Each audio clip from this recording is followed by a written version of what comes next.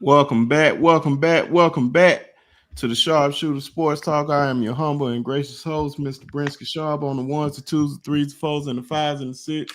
Appreciate everybody being up in the house tonight, man.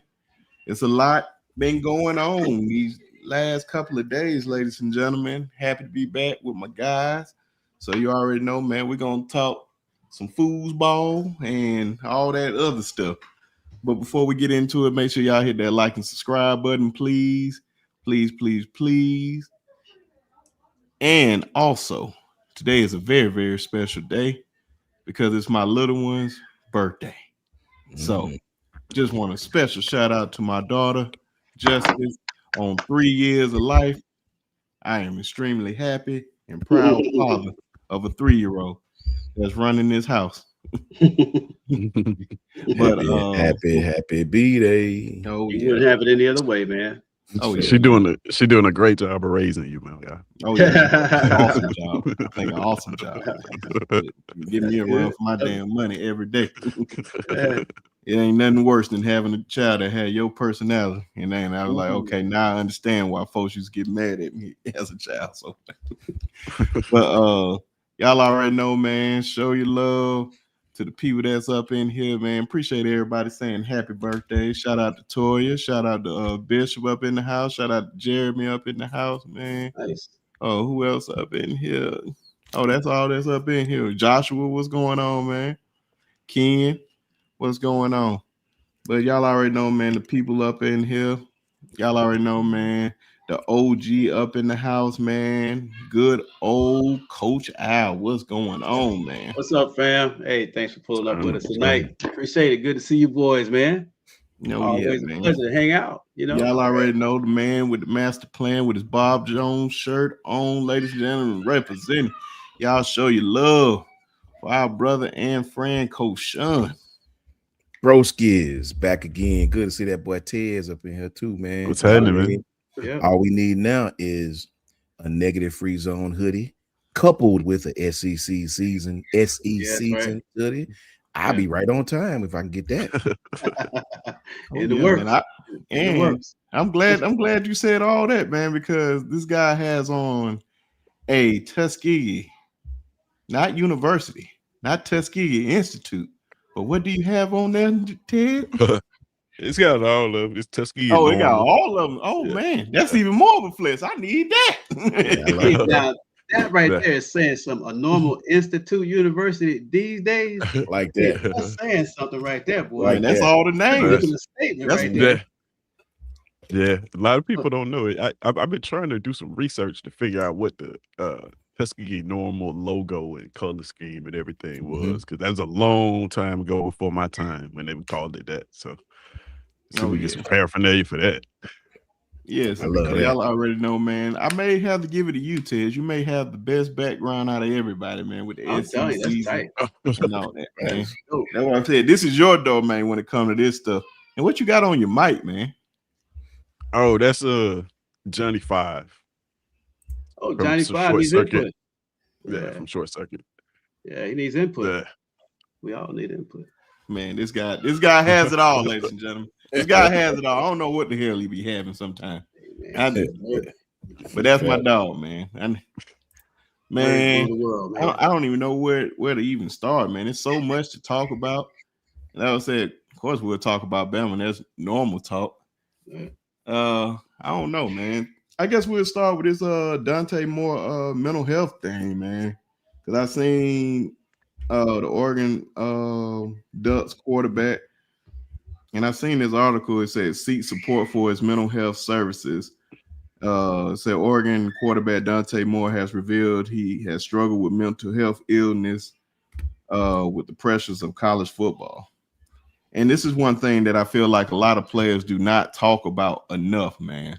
And the reason why I be getting so pissed off with people when they it's one thing to criticize a kid. I'm all for everybody. Nobody's above reproach at all. Nobody. So I'm not mad at that.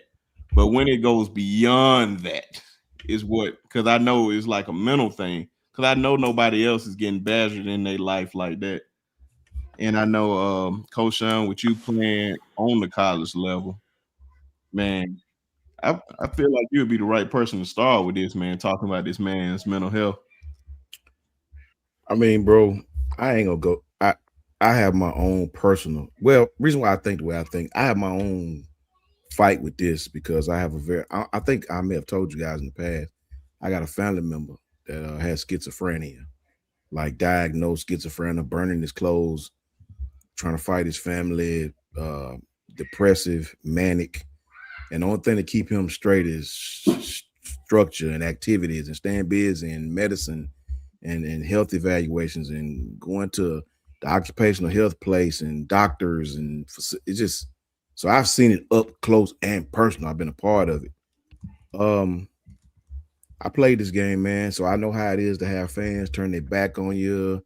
I know how it is to have fans ride by and stick your birds, and when you lose to certain teams, and people you don't even know coming up to your table asking you how did this happen, and I know about all of that, man. So I have a unique perspective on mental health, and I ain't gonna go too deep on it, man, because I have personal feelings about some of this stuff.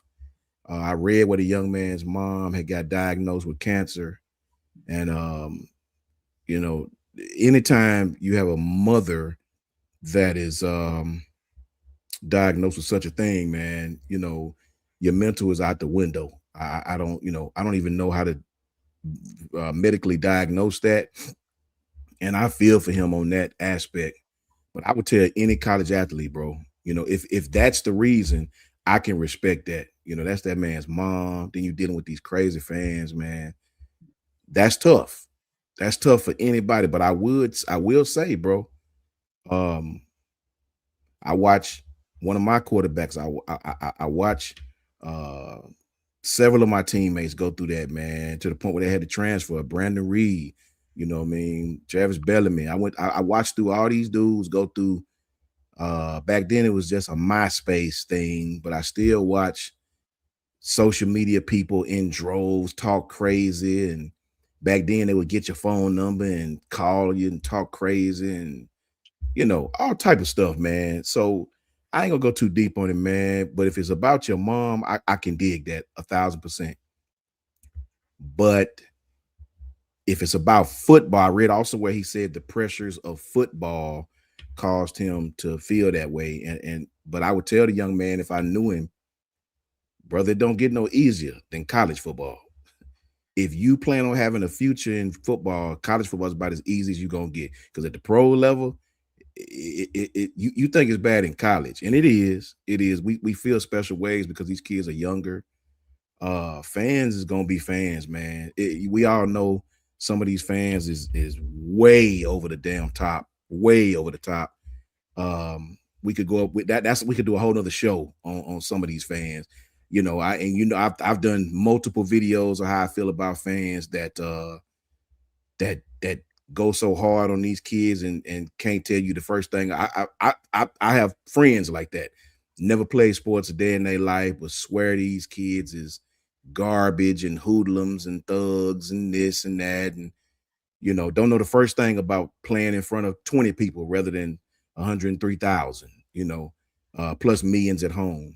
But I'll end it really quickly by saying, you know, the more people in the world that know you getting these checks, I read right here where it says 2.3 to $3 million, the more people that know you have got that money, the more people, especially in our African-American culture, that's going to feel sorry for you.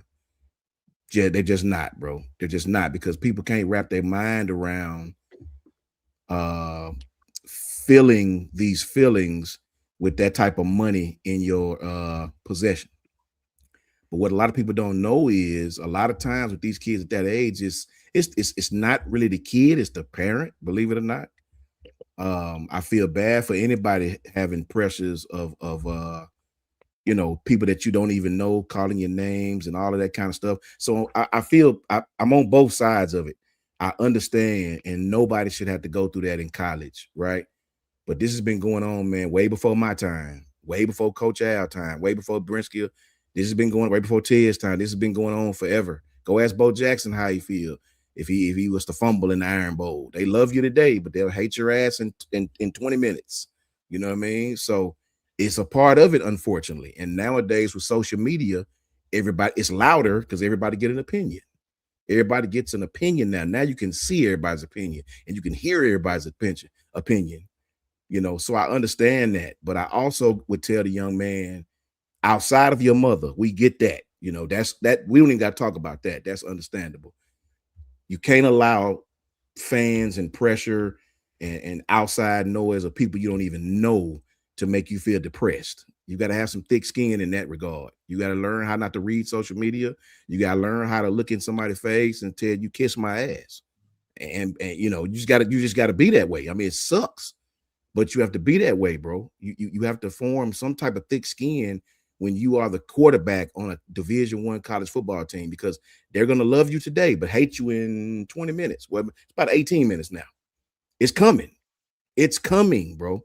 All the best quarterbacks have been through it. We watched Bryce Young. We watched any quarterback that y'all know of that you love has been through this.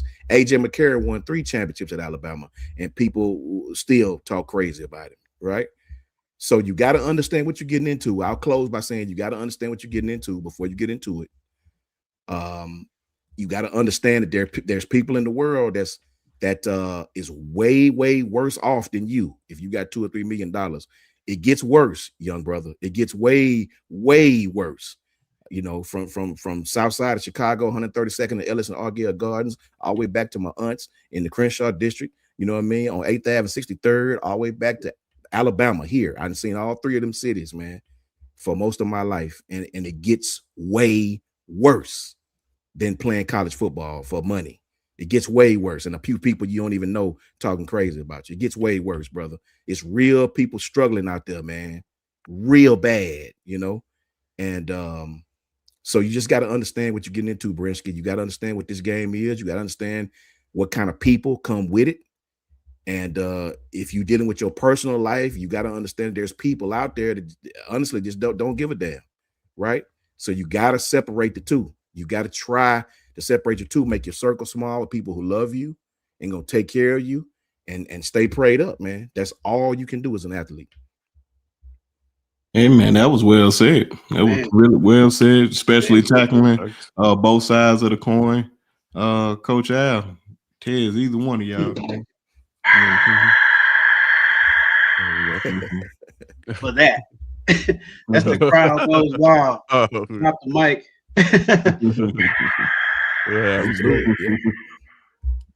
Hey, let me tell you something, man. This is why you see the 4 of us on the screen. We connect like this because we support each other like this. See, we are what we call authentic men. You know, we talk about authentic manhood. We talk about the negative free zone. We talk about all of that. And truth be told, you know, we should talk about that a lot more with the 4 of us because of the synergistic relationship that we have that's brought a brotherhood to this thing, man. People need to feel this, okay? Athletes need to feel this because lots of times the pressure of this now that it's been monetized, that puts a whole new spin on it because now, you know, first it was just fandom. Now people are hating on you because you got the bag. Okay, so you got a double dose of that. And quite frankly, you know, a lot of these kids aren't equipped to handle these kind of challenges.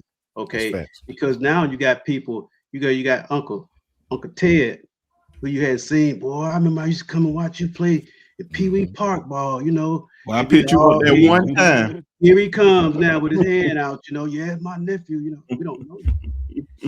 Okay, but they all come out the woodwork, man. You know. I mean, I think you know, former Bama player, you know, Trent Richardson had to go through a lot of that, man. He put it out there about his family. He had to cut him off, man. You know, a lot of players, man. So you 18 years old, 19 years old, you playing on a large stage like that. That's why if you're listening to us, and especially, you know, what I be talking about over there on the negative free zone, this is why we got the zone. You have to equip yourself with that. That 6-inch space between your ears is a special space that's yours. Okay, you got to manage that, man. And if you don't, it's going to manage you because the world is wired to, in fact, we always talk about how we're innately designed as people to gravitate toward negativity. It is based on a survival instinct that's inbred in all of us. So you're gonna naturally latch onto that a lot easier than anything positive.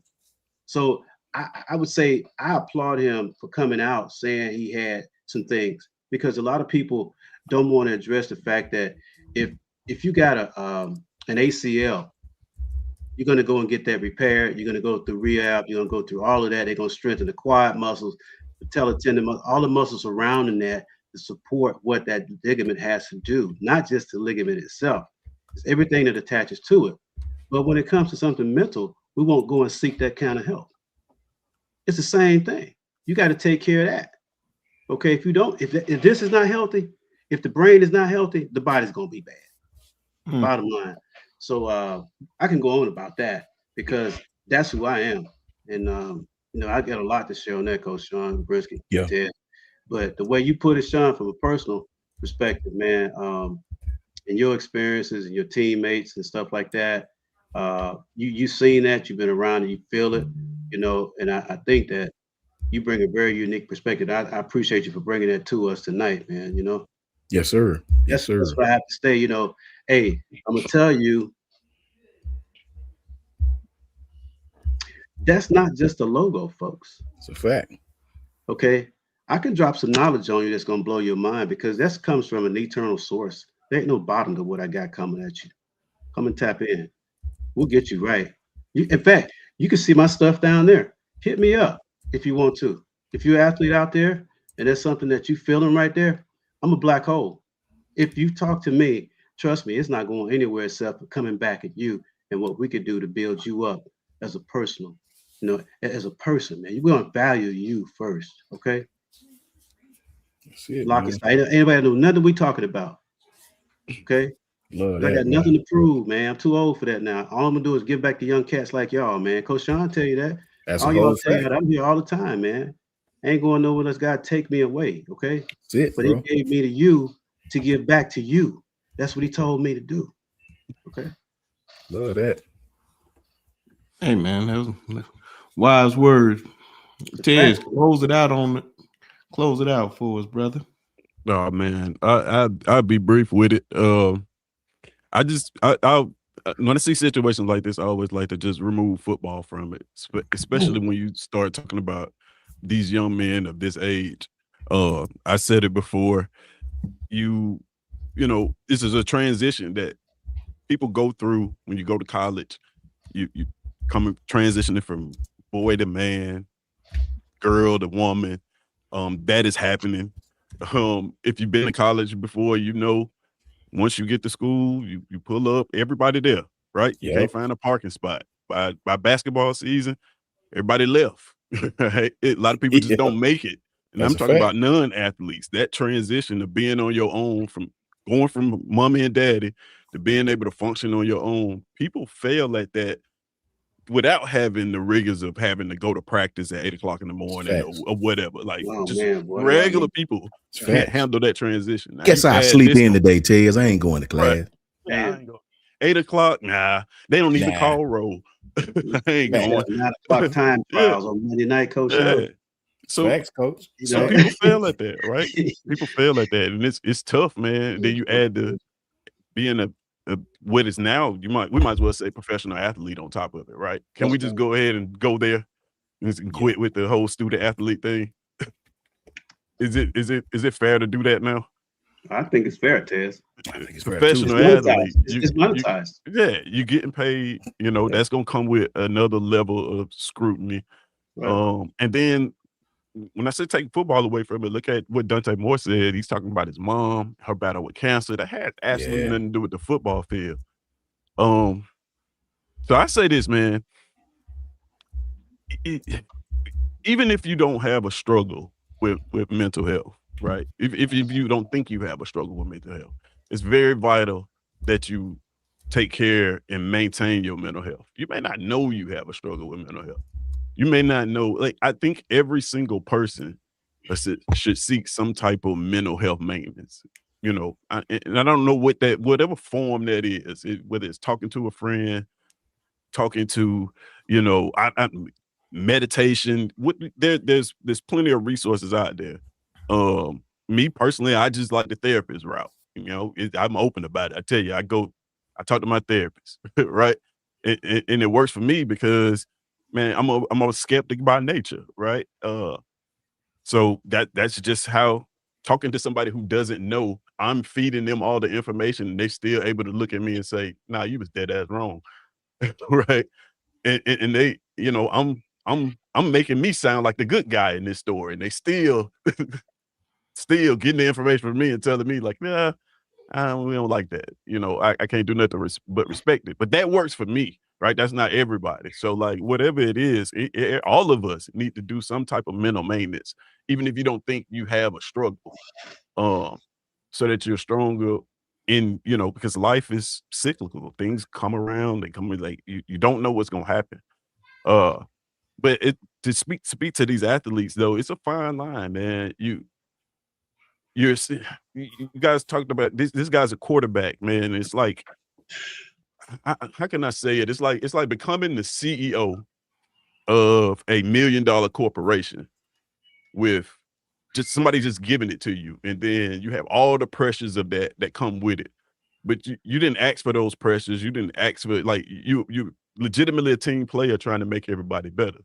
But if it doesn't function well, you get all the scrutiny of a CEO. You're the face of the team. Right? Everybody knows your name. So like, man, it's a lot of pressure that comes with that. And now you're getting paid too. So that you add that on top of it.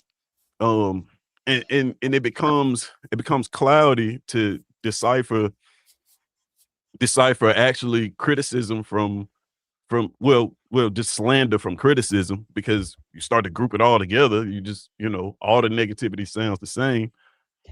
Man, it's a tough spot to be in, bro. It's just like it's one of those things that, you know, unless you've done it before. I'm speaking to it. I haven't done it before, but like, unless you've done it before, you truly can't understand it, right? What that feels like to pour out your heart and soul for a university, and you giving everything. You waking up, you giving blood, sweat, and tears for this name on your chest, and then you turn on the internet and it's other people who aren't giving that with that same name on your chest, and they your biggest critics. Right? Just imagine that, right? It's not a, I don't know. It's just not a, it's not an easy thing to even fathom, let alone go through on your own. So I say this, you know, to anybody out there, just, you know, take care of your mental space. That's the most important thing that you have. Like Coach Al says all the time, man, it's yours, it's your space, and maintaining that is probably the key to living a rewarding and happy life. So I don't know. I think with me, man, just closing it out, unless Coach Al had something to say. I got one other thing. Yeah. Oh, go ahead. No, I just got to say this, man. I mean, what we're talking about is much more, like Ted says, it's more real than football. Football's a game. Yeah. You know, and at the ultimate levels, it becomes entertainment. Okay, so a lot of people are addicted to that. But I want to say specifically to the echo chamber of your mind. If you don't know what an echo chamber is, it's designed for nothing to get out.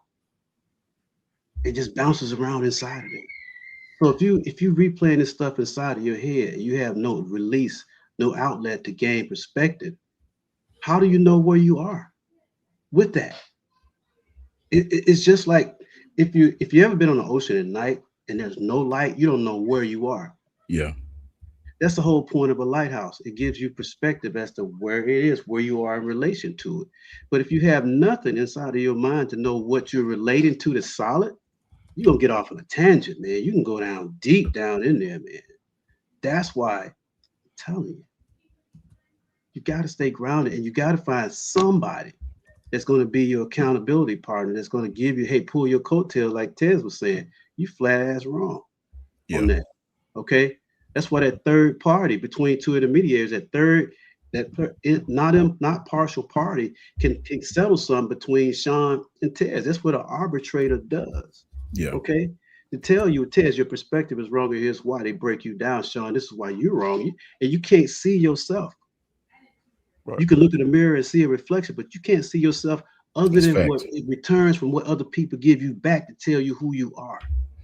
Hey man, that's powerful, bro. What you just said, bro. That I don't. Mhm. Please don't nobody out there let that go over your head, bro. Because that is what Coach Al just said was me 100,000%. I'll be Bree Brinsky because I know you want to switch Oh no, gears. no, it's all good. What Coach Al said, bro, it piggybacked off what Tez was just saying, right? It's another side of this, man, and I'm not too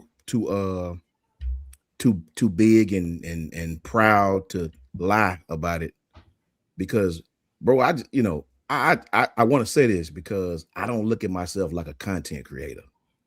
I look at myself as a person that creates content at my leisure. I think it's a difference, me personally, right? So I don't be, I don't be caring what I say up here. I just be telling the truth. Don't care who don't like it. Don't care. Because I'm willing to take it as far as it need to go if you try to invade my space. I don't know no other way, bro. So I say what the hell I want to say. And I feel that way. I really feel that way, bro. Up until maybe this family member of mine, close family member, I used to didn't believe in mental health. I used to thought that was just a bunch of bullshit, if I can say that. Ain't no damn mental health. I done seen my partner Chris Crutcher get his face blew off 2 feet from me. The man, little macaroni noodles on my shoe. I promise to God, this is the God honest truth. I'm telling y'all. I done seen my homeboy Watanja Adams, straight from Birmingham, Alabama. You know what I mean? Ensley. Went to Ensley High School. Back then, they didn't do no zoning. He's from 33rd Avenue, right there. My boy Watt went to A&M. It was a Screaming Demons. He was in the trumpet section, right there in the band at A&M. Met him at A&M. This is one of my closest comrades, man. I done seen a lot of crazy stuff. Y'all just don't know. My family will tell you the stuff I've been through. So I used to think when somebody come talking to me about some mental health, I used to think you was a damn fool. Mental health, man. Ain't no mental health. What are you talking about? You know what I mean? I used to think I was the most mentally healthy person on the planet, but I wasn't. You know what I'm saying? You couldn't come in my face to my some mental health, man. I try to slap your lips off straight up. Either you're gonna hurt me or I'm gonna hurt you. This is what I was programmed to do. You know what I mean? How stupid. You know what I mean? I don't think I feared God. I don't think I just felt like whatever. Ain't but one answer, ain't but one way to get to it, right? Things happen, lost my freedom for a while, all type of stuff, man. Until I had a family member that was diagnosed with this. And I seen him talking to himself. That's how I started. Talking to himself. Like, boy, you talking to? Ain't nobody there. But no. And then I never forget this, bro. I woke up one night and he was in the kitchen with a butter knife cutting himself across the forehead. Like literally. Like, what you doing? Oh, nothing. Like literally cutting himself. So that's when it really hit me for real. And this is a person that never acted this way when he was a child. I don't think, right? I don't have no recollection of it. So I have a special place in my heart for these kids that it's kind of like either Tez or Coach Al said, every kid is not equipped to handle you beating them up verbally. I know that sounds, when I was younger, I'm like, you soft. But every kid just ain't equipped to handle that. I come from that era, and Coach Al, coaches cuss you out, grab your face mask, Yep. push you down, talk to you crazy. They're gonna you after that, but they gonna, man, it was bad, bro. It was bad. Shout out to Coach Harris, shout out to Stanley Connor. Man, I could tell you some stories, you wouldn't even believe it. So I do have a special place in my heart for these children that actually soak in the social media and listen to these fans. And hell, I get mad on Twitter at people and be trying to cuss. You know what I mean? So I can't even imagine having 70,000 people calling me a bum, right? All because I fumbled the ball or something, right? So it's tough, man. It's tough. And I'll end by saying I do have a special place in my heart, but that's why I raised my daughter the way I raised her, man, to make her understand the difference in opinion and how you live your life. You're not going to be able to change everybody's opinion. Even if you do everything right, you're not going to be able to change nobody's opinion. So the best thing you can do as an African-American young lady is hit your studies as hard as you can, put your praise where it belongs, and live your life. I don't worry about telling them, worry about nothing else, man. And that's just how I feel about it. Yeah, man. I think for me, just closing it out. Everybody just built differently. Yeah. Especially, man, I have no idea what it feels like to be uh, a D1 quarterback and be one of the top people. I have no idea what type of pressure he's dealing with on a daily. Especially, I already know what I deal with on a daily, and I'm just a normal human being. And so, on top of that, you add money into it, and probably family members hitting him up, and with his mom's situation and all that. Man, I couldn't even imagine. And then you got to deal with people on campus and on Twitter and Facebook and everything. Like I don't know. I just hope, man, you just keep all that stuff. Just keep the closest people just keep the people that love you close to you at all times, man. Facts, That's one man. advice I will tell you. Right. Yeah. You'll know the difference of who's riding for you and who's not. I'm about to say I can associate with anybody, but it's certain people I wouldn't even let come near me.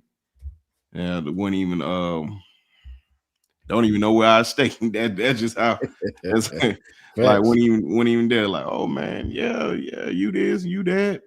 Nah.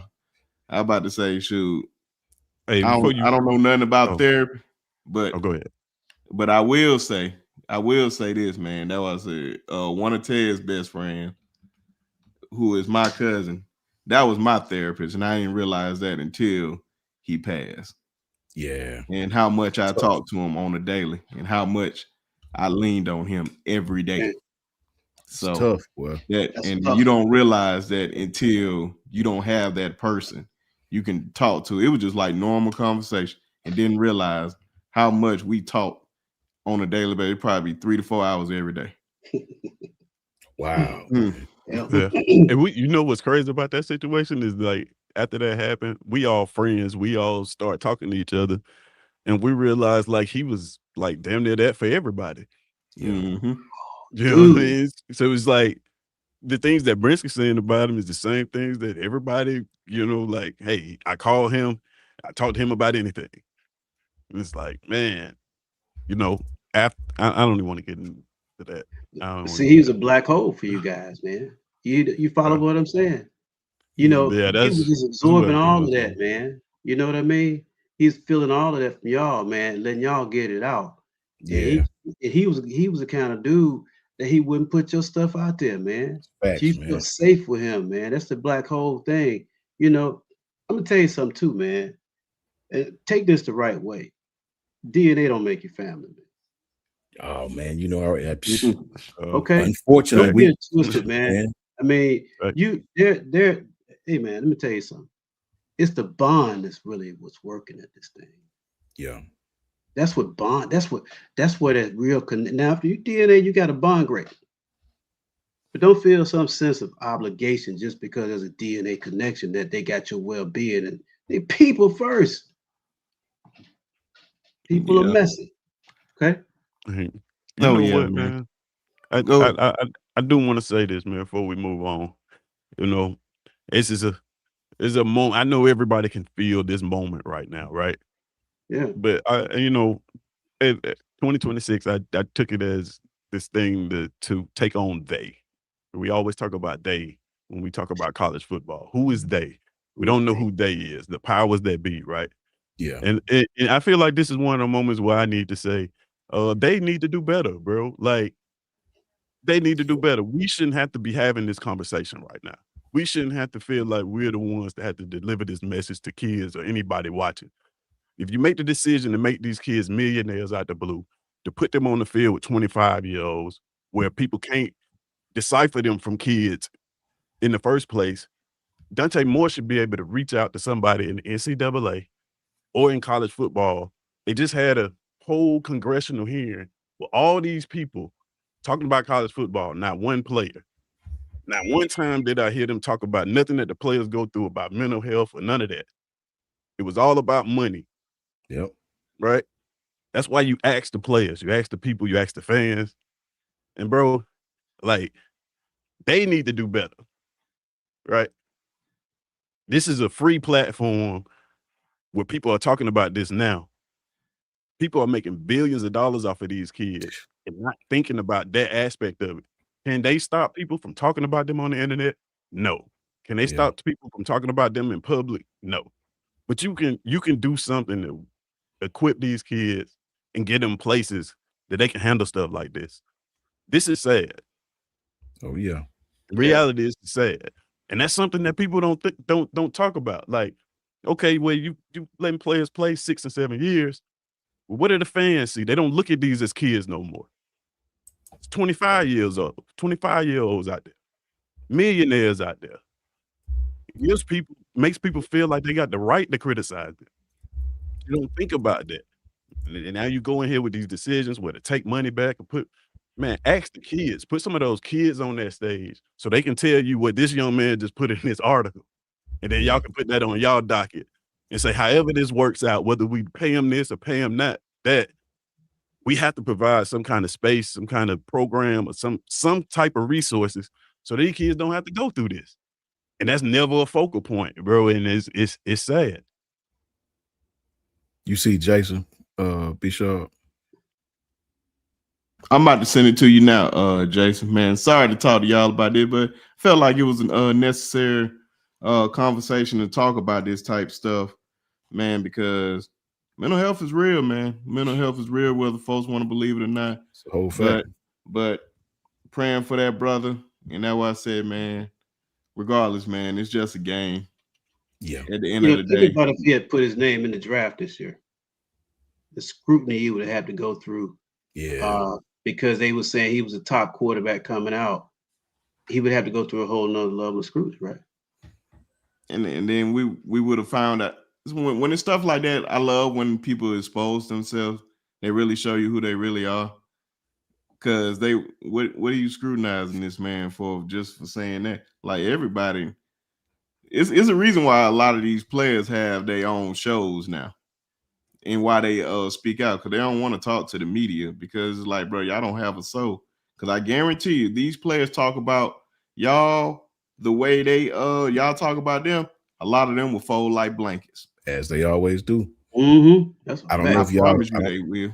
Because I don't know if y'all seen Devontae Smith on Terrion and Patrick Surtain platform, closed on Sunday. When Devontae was on there a few months back, they was asking him, are you gonna go to the grocery store or something like that? He was like, man, no, I'm not. And I took that like, man, these boys can't even go to the grocery store. He was like, I'm doing, where you pick up, you get your grocery delivered, whatever the case may be. And Terrion was like, I'm not, so that just tells you the level of alienation or whatever you want to call it that you have to have when you're a pro athlete. College athlete, we still be out, whatever.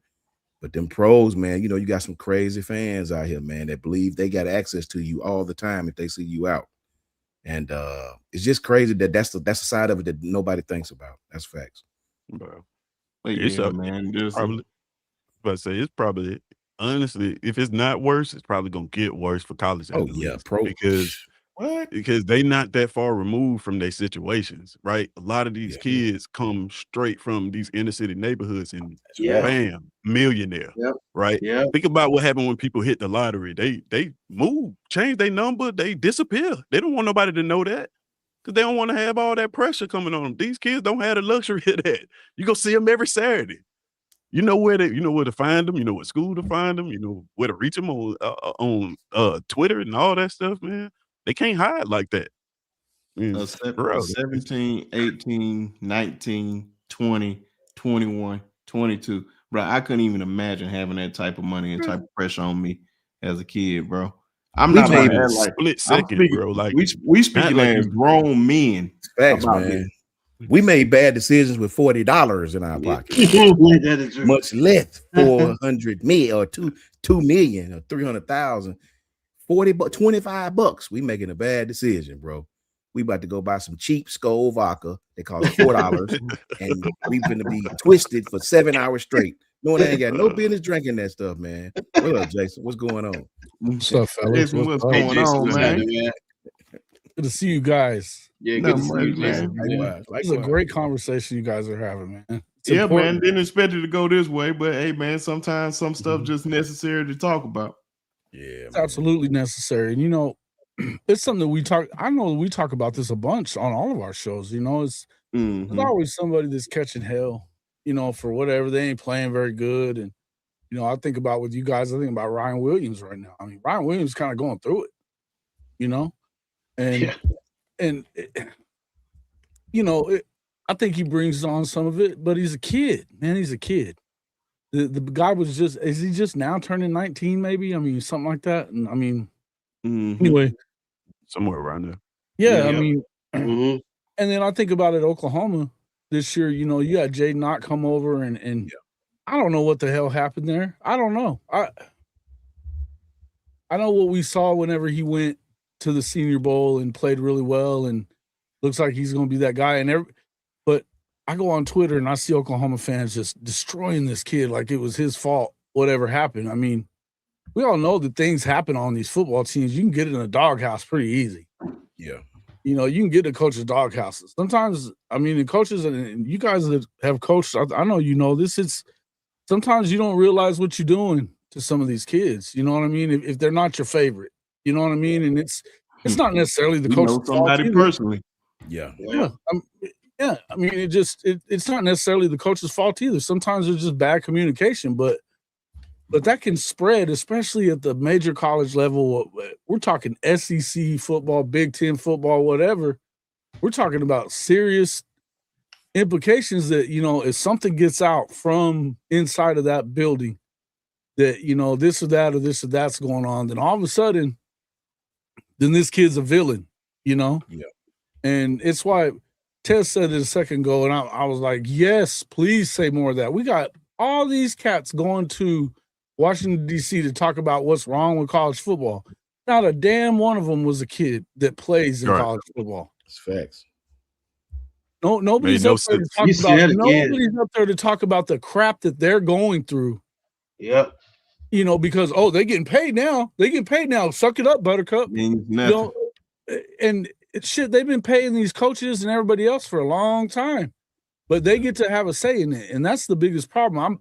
I've said this a million times. I'll say this a million more. I promise you, you will never, ever hear me take the side of coaches, conferences, the NCAA, none of that. You're not going to hear me take their side, not ever, not one time. Because I can promise you this, there's some kids that are getting terrible advice. Yeah.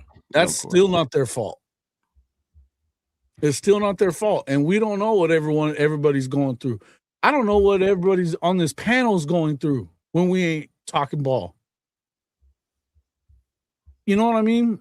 Nobody knows everything that I'm going through whenever we ain't sitting here talking ball. That's right. So to me, I think that it's so important that people take a step back. It's a game. Number one, it's a game. Mm-hmm. It is a game. And I know it's important to all of us. It's so important to all of us, you know, and you know, we want to see our teams win, and it's a point of pride and all that other kind of stuff. But man, the pride should come from how we treat these kids, you know, moving forward. That's where it should come from, is how do we treat them, that they put it all out there on the line for us. And sometimes it doesn't go well. Yeah. Sometimes it don't go well. But we have to remember that sometimes these guys, you know, it's just messed up, man. It's just like the whole thing with Jay Knott, man. I don't know exactly what happened. It makes me sad that the things that I see from fellow Oklahoma folks that are just, you know, they'll say things like, man, fuck him. And I'm like, why? Why fuck him? We don't know what happened there. We don't know what happened there. Hey, man. Hey, that's why I'm all for. I think the best example I can give on this is Coach Shawn getting on Ryan, and it was just about him just catching the football. He didn't say nothing about Ryan, mama or daddy, and all that stuff, and mom and all that. I'm like, bro, that's a fair criticism. I can live with that. Mm-hmm. And like I've been on John Mateer hard. I've been on John Mateer hard about the way he played. Like it's stuff like that. Even with Ted in them situation. I know Ted's ain't did it. But with the whole Cam Coleman thing, man, it was just like I just seen like Auburn. Yeah, they was going hard on that. Turn on him, and couldn't believe it, man. He fumbled in the Iron Bowl. Now he just suck all of a sudden. You gonna forget all about the plays he made? You know what I'm saying? And then I was like, bro, they were putting up graphics and stuff, talking about, oh, this the best one. Oh, he's best receiver in the SEC. All of a sudden, he ain't like that no more. Now, all of a sudden, just because he's not with you no more, bro, I promise you, it's not a player that has left this program. I have not stopped like. I didn't stop like Caleb Downs because he left. I didn't stop like Isaiah Bunn because he left. I didn't stop liking Earl Little Jr. because they left. That is their life. They are Caleb Williams for me. I wish they were here. It doesn't stop anything for me for stop loving these guys because I know if I was in front of them, the first thing I ask for is for a picture. I'm not about to act like I was not that type of person. It's not too many guys. I just say, I absolutely did not like this person. It's not too many.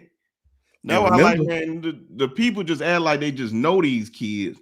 And I'm telling you, if they was face to face with these kids, they'd ask for a picture. They would not even utter a single word like that. And it's many people I know that be talking crazy on this YouTube street, even on Twitter or whatever. They wouldn't bust a grape.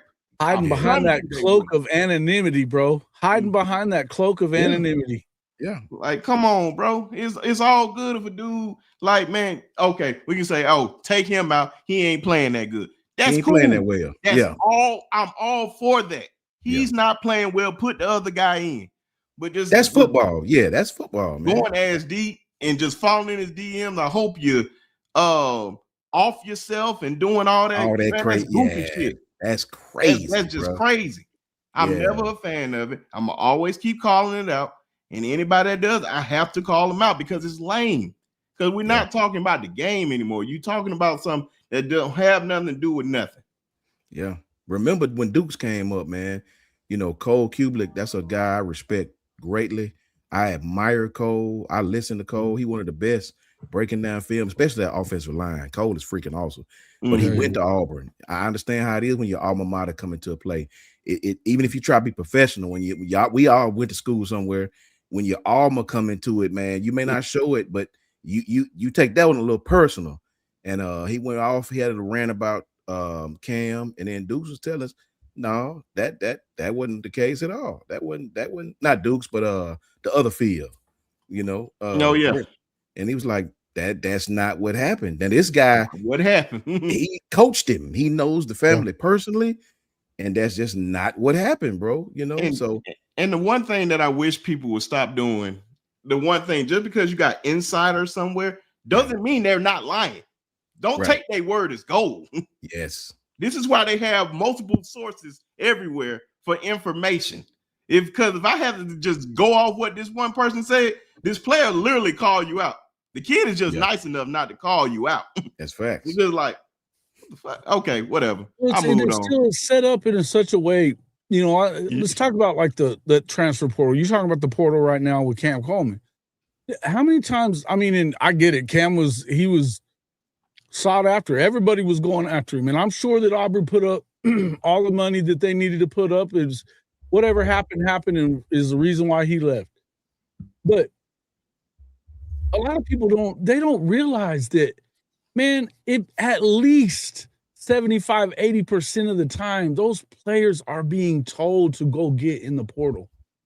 That's a fact. That's a whole. That's very, very true. I did a video about that, man. That's very true. I'm telling you, man. And I can tell you at Oklahoma, it's more often than that. Almost everybody. We can tell you at Bama if you do. Being told, and the reason for it, why is it that never comes out? Well, number one, it looks bad on the program if they're telling guys to leave. Then those coaches or the GMs and whoever it is that's in charge of their money and all that other shit, if they do that, if they are outward about, we asked them to go get in the portal, then they're under scrutiny now. It's like, what is it? What's with you about what's going on with you where you're not able to identify them or develop these guys? What's your problem? You're missing on these cats. And they look bad. They let the fans think it's the kid. They They coach do. won't say nothing. And guess what? The other part of it is too, Coach Shawn, is that the kids don't want the kids would rather tell you that they're going to the portal because they don't want to look like they suck. They want to look like they suck. That's a whole fact. That's a whole fact, bro. And so this is just another thing that conspires against these athletes and makes it's all about them. Everything that's wrong with college sports, everything is wrong with college sports. It's all about the athletes. It's never about the school. It's never about the coaches. It's never about the NCAA assholes. It ain't never none of that. Yep. I mean, come on. And sorry, man. I'm getting hey, I love it. Man. That make the hair on my arm stand up right there, boy. That make the hair on my arm stand up. Especially especially what I know what me and Coach N.I.L and Coach Shawn know. Mm-hmm. That's why I said, bro, I made it clear. My whole mindset just changed on that once I found out. Kind of hurt your feelings too, didn't it? Stuff goes. I was like, you know what? Don't ever just think. Sometimes they just don't want to go. They are tell you in the most inopportune time. You don't got no home. Sure, here. I mean, they can't do nothing about it. They can't just say to the people. They can't say to the people that, oh, they wanted me to go. I didn't want to go, but they bash him like, oh, he ain't want to make it here. They don't even be the main ones that really like, he wasn't willing to put in the work. He wasn't willing to put in the work. He just leaving because he didn't get his opportunity. And I get it. Some 5-star kids, they expect to play. You're probably right about that. They expect to play. But you know how the small percentage of players that is? It's a very, very small minority of the players. In this class? Even your 4-star kids, if you get into the 300s and 400s, that is a smallest of minorities when you got 30,000 kids playing college football every year. You were about to say something, Ted? My fault. Oh, no, I was just about to say, man, I think that the fans, most of the fans hadn't understood what I said earlier, that this is professional sports now. So when you think about kids going to different schools, think about what happens in pro sports. Coach comes in, he has to build this system. Some people have to go. Some people have to stay. Yep. It's free agency. It's just the way it is. You got roster management. You're going to see this type of turnover as long as this system why exists. the hell do I want him here? It's nothing that we're going to be able to do about it. But that's also why I say, man, like, hey, NCAA, do something about that. You know, let it be known. Put it out there. Make it public. Hey, this is a coach's decision. The reason this kid's in portal. It's a real simple fix, right? But the only problem is then all of that criticism will start going towards these kids and goes towards the coaches. And who wants that, right? I mean, who's going really?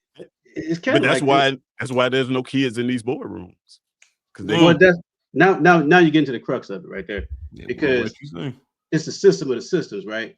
And the players are the renewable resource. There's no shortage of renewable resources. So the people who control the system, they devalue the resource until the resource has a way to collective bargain so they can have say so. And that's how collusion was killed at the professional level, because there was what they call collusion with the owners to lock out a player.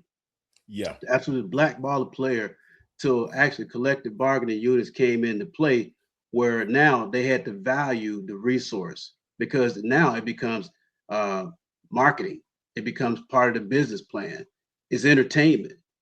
Why do you think that a basketball player can get a $350 million contract? Yeah. You know, why does the pitchers for the New York Yankees command $150 million a year? Okay.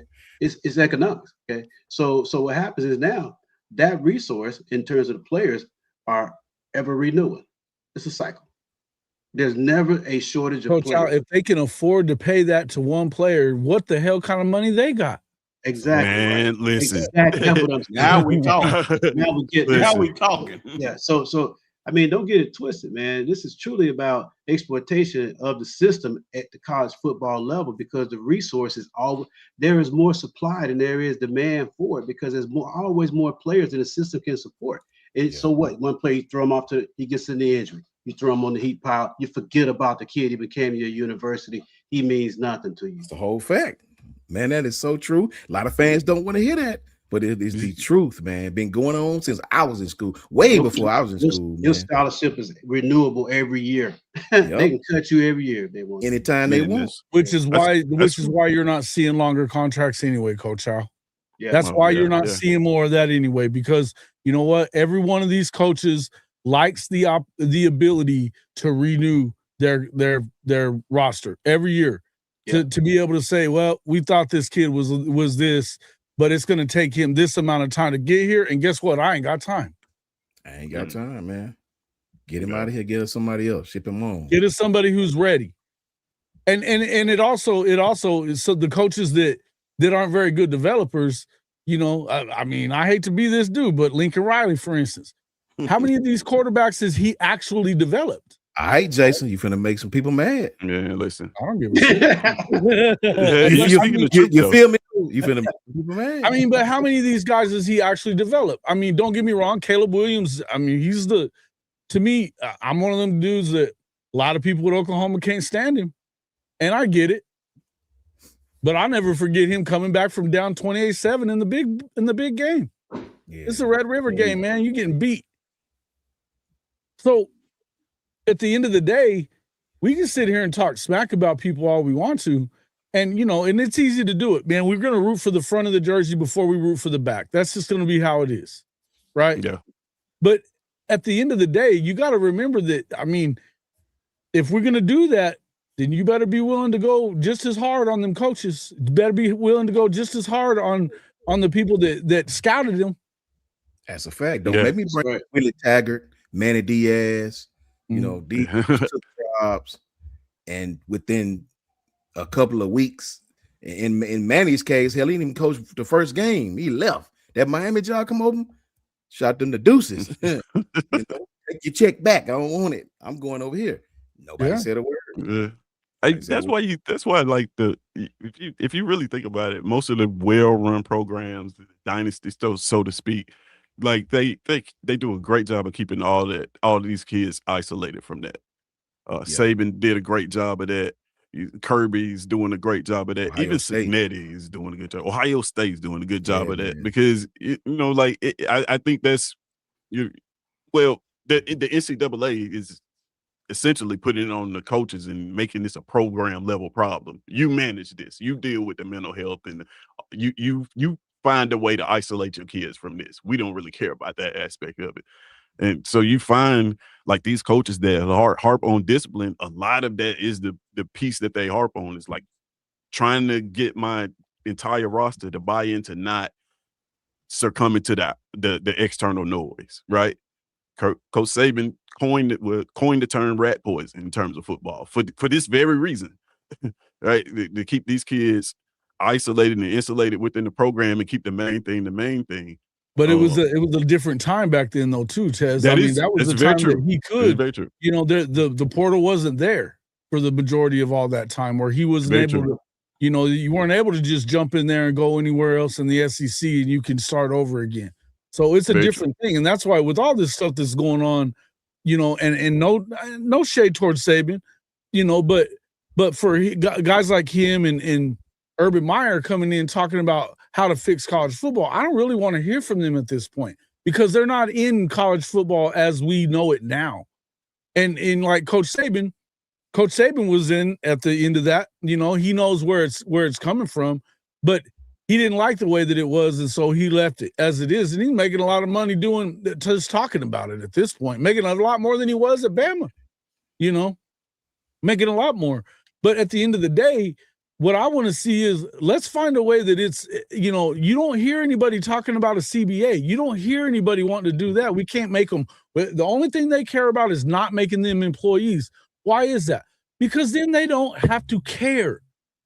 As long as they're not employees, they do not have to put protections in place for their employees.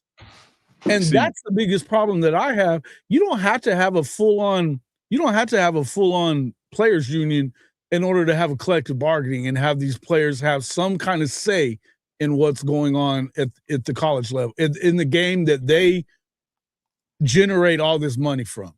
Because and the other thing is I get sick to death of hearing people talk about the death of college sports, when it's making more money than it ever has. Yeah, right. Year over year.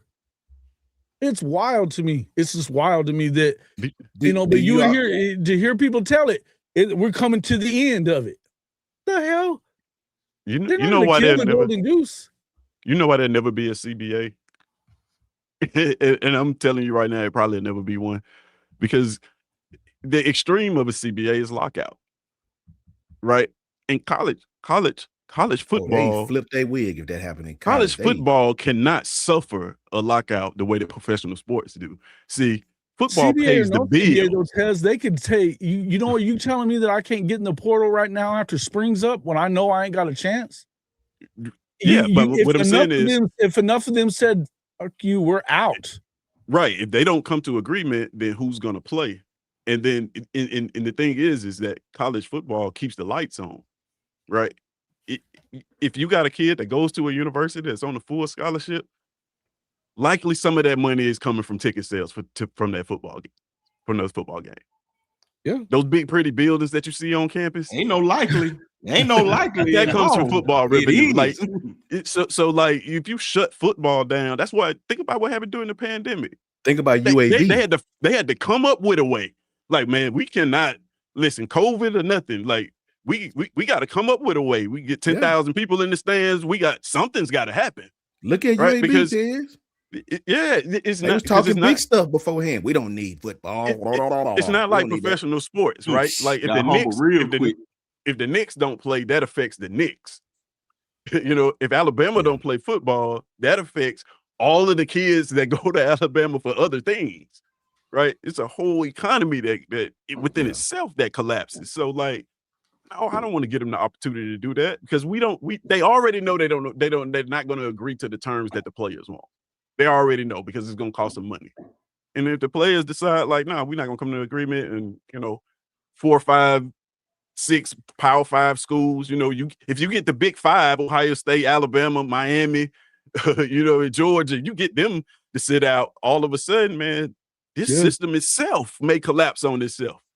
You look at that TV revenue and take the top 5 schools and say, hey, we're not going to play football no more.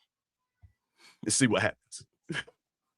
You don't even need the whole league to do it. You just need the money makers. That's correct. What you're saying, Tez, is the trickle down in college football is a lot farther than pros. Pros is Dallas Cowboys can hurt Dallas Cowboys. These are universities. Alabama hurts everybody in the state. Damn right it does. Oklahoma hurts. Yeah, absolutely. I feel you. But I will say even the kid getting his engineering degree, facts. He's gonna feel it.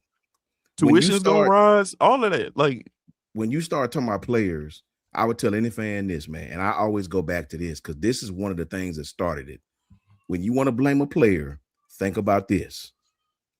The flagship school of the West Coast in my childhood was USC, right? USC they have one of the largest endowments in the world, by the way. The world, not America, the world. Yeah. Well, don't look now, Jason, but the flagship school in the Pac-12 West Coast, they're in the damn Big Ten. Did the players do that? Did the players do that? They have a home game with something called Rutgers that's 2,000 miles away. Yeah. Did players do that?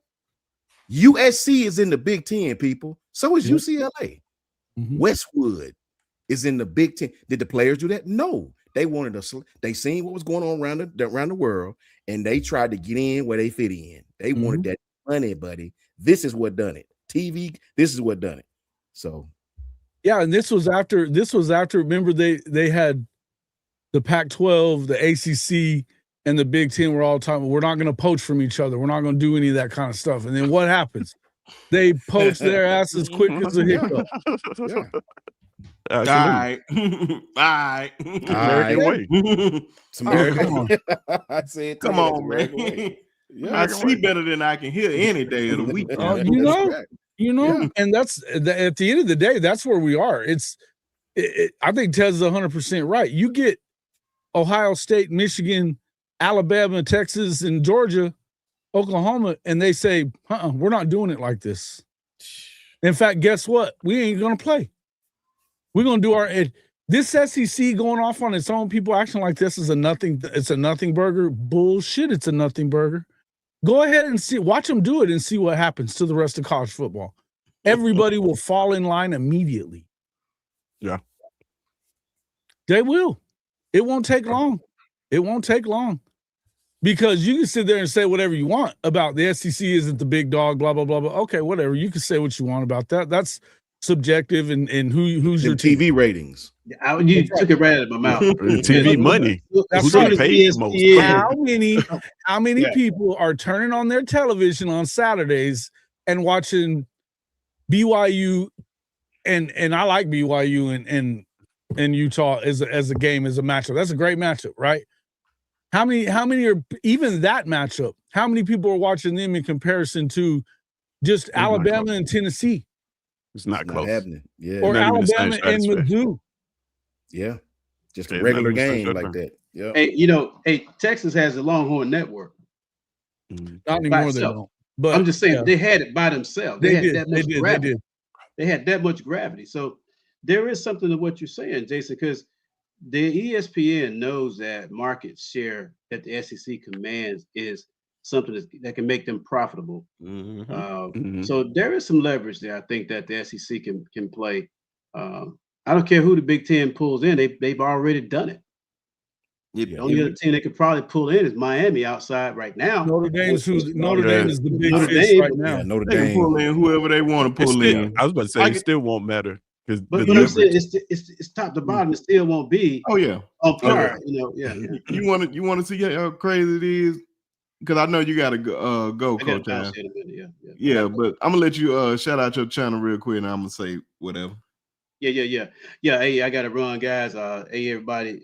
Ephraim, Moon Rocker, Bishop, Latoya, everybody out there. Much love to everybody. Travelpreneur, all you guys, man. Thanks for tapping in with us.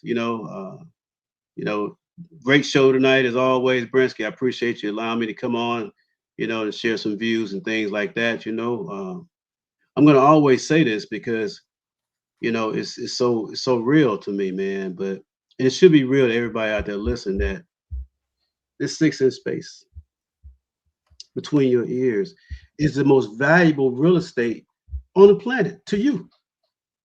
Think about that for a minute. Okay. Anyway, got a dash. Coach Al. Catch me on X. Yeah. Got you. I got you, brother. Yeah. Al.7.10. Appreciate it. Yeah. Catch me on the Negative Free Zone. Appreciate you guys, brothers. Always, Coach Al. In God's hands. In God's hands. You already know, brother. Yeah. But yeah, man. That's Coach Al. But man, I won't. And then it's not even close, man. I don't care. They won 3 straight. Congratulations to them. Everybody know who that big dog is. When media day comes up, go look at SEC media day and look at every publication over there. Yeah. That thing was filled up. I think they was in Atlanta this past year. It gets bigger every year. It gets bigger every year. They had 3 stories in that building. Cool. They had three levels of that building were filled up, Brinsky. 3 levels of that building were full of media folk. Now go look at the Big Ten when they was in Vegas. They were talking more about the SEC than the SEC was talking about the Big Ten. And let's be real. Rooms in Vegas. So, man, they might as well just follow along, man. Because all of this is just dragging out the inevitable. When you look at it at the end of the day, Mickey Mouse and Disney, they got the leverage, right? They own the most profitable conference in the SEC. They own the college football playoff. So your path to even get a national championship has to go through their media company. They own the SEC. It started with the SEC championship. They got that first and just kind of worked their way in the door. So the SEC can branch off and through ESPN and Disney and have a league that's profitable and displayed everywhere. Trust me, they would be. I'm not saying they would be happy about it because ultimately that regionality is something about a team from the South playing a team from the West that just makes for good football. It just does, you know what I mean? That's what made bowl games great is you got to see that. But with conferences expanding, you're still getting that. type of deal. You know, Texas and Alabama, like that's a contest that used to be two different conferences, and now the SEC spans that whole, you know, that whole area now. Man, yeah, they got enough parity and enough separation and enough regionality within the SEC itself for it to exist as its own conference and be just as entertaining. I'd watch it. And let's be real. Let's be honest, Ted. I mean, if you get a logical minded Big Ten fan, shout out to Coach Carl too, man. What's up, Coach Carl? Coach Carl. If you get a logical minded Big Ten fan, not one of these over the top dudes, but somebody's gonna really talk football. Yeah. Good luck with that. Big Ten, they only have maybe, I would say, 4 games that's really must-see TV, right? That compete with us on 8 schools that are going to compete from year to year out of 18. You know, the Ohio State, Penn State, Ohio State, Michigan. That's what I was trying to say last week. Yeah. Yeah. When you look at the SEC and look at our ratings throughout the season, brother, whether it's Florida, Tennessee, whether it's Oklahoma, Ole Miss, whether it's Bama, Tennessee, it is so many games on a week-to-week basis that everybody in the country tune in. I'll never forget this, man. The same week, the same time, Penn State played Oregon, I think it was. Bama was playing Georgia. The ratings weren't even close, man. It was I remember, I think it was like 12 million to 8 million or something like that. Like that was their biggest. And I think at that time it was 1-4 or not 1-4, but maybe 3-5 or something like that. I can't remember. But they were highly ranked teams as well, and more people watched the Bama. All you gotta do is look at the top 10, the top 10 most watched games, and 8 of those 10 are coming from the SEC. 8 of the 10, bro. Come on, come on now. Listen to that. Think about last week we looked at the schedules, right? And anybody can do this. Go look at any SEC team schedule. There's 9 SEC games now, and you can pull up any one of them. I don't care what SEC team you look at. Just look at their schedule. It's a very good possibility that these teams are looking at 7, 8 ranked SEC games in the season. like I'm dead serious. I mean, out of 9 SEC games, some of these teams are going to have to play 8 ranked teams. Yep. And they're all going to be SEC teams, right?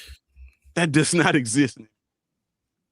It doesn't. And if you think I'm lying, just go look at an SEC schedule. Just go look at any one of them. That's where they get it so wrong, though, on the Big Ten side of it. It's like, oh, that's because there's bias leading up to it. They shouldn't have preseason rankings based on what happened last year and blah, blah, blah, blah, blah. It's just a bunch of junk about how they all end up being ranked. But you got the same number of ranked teams that ain't going to be ranked at the end of the year on the Big Ten also. Right. That's what it's brand recognition is what it's about. And they're going to continue to rank these teams because forever and a day, these are the teams that year in and year out compete at the top of the sport. They are. Look, Indiana is an anomaly. Until it stays there, it's an anomaly. Right. Everything that people like to, I mean, look, I think kids love the University of Oregon. They love what they do. They love the Nike school, the colors, all that other stuff. They love that shit. Yeah. They still haven't won anything. They still haven't won anything. But they're a team that could win, but there's only so many teams that can. And, you know, it's the one thing I will say is that Indiana winning this past year shows you that it's more open than it ever was. It's more fair than it ever. And you know me, I'm always the dude that says fair is where you judge pigs. You know, that's always been my saying. But it's fair. It's more fair for the entirety of the sport than it ever has been. And they still complain and complain and complain. At the end of the day, most people shouldn't be complaining about what's going on in college football. If you're going to complain, you should be complaining about the suits, the people that are in charge of it, because the players have not made a single rule that they have to go by. None of these rules are being made by players. They don't have a say in it. Yeah.